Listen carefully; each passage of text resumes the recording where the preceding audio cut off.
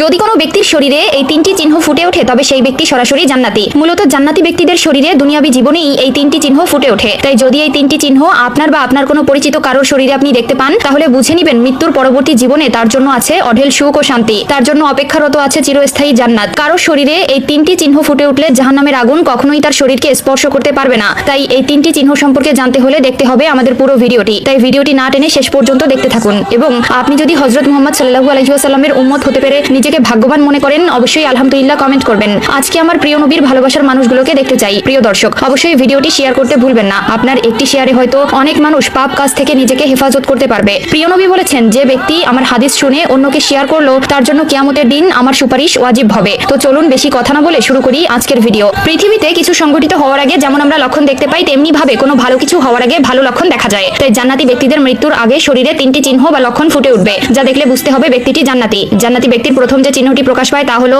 ব্যক্তির মৃত্যুর আগে আল্লাহ তাআলার নাম নিয়ে মৃত্যুবরণ করে এবং মৃত্যুর সময় কালিমায়ে শাহাদাত পাঠ করে। মৃত্যুর আগে কালিমা পাঠ করা এটি জান্নাতে যাওয়ার সবথেকে বড় নিদর্শন। মানুষ মরণশীল, যার জীবন আছে তাকে মরতে হবে। আল্লাহ তাআলা বলেন প্রত্যেক প্রাণীকেই মৃত্যুর স্বাদ গ্রহণ করতে হবে। যে ব্যক্তি মৃত্যুর সময় কালিমা পড়ে ইন্তেকাল করবে তার জন্য জান্নাত সুনিশ্চিত। এই কারণে রাসূলুল্লাহ সাল্লাল্লাহু আলাইহি ওয়াসাল্লাম মৃত্যুর পথযাত্রীকে তাওহীদের কালিমা তালকিন দেওয়ার জন্য বলেছেন। হযরত আবু হুরায়রা রাদিয়াল্লাহু তাআলা আনহু হতে বর্ণিত, তিনি বলেন রাসূলুল্লাহ সাল্লাল্লাহু আলাইহি ওয়াসাল্লাম বলেছেন, তোমরা তোমাদের মৃত্যুর পথযাত্রীকে লা ইলাহা ইল্লাল্লাহ তালকিন করাও, কেননা যে ব্যক্তির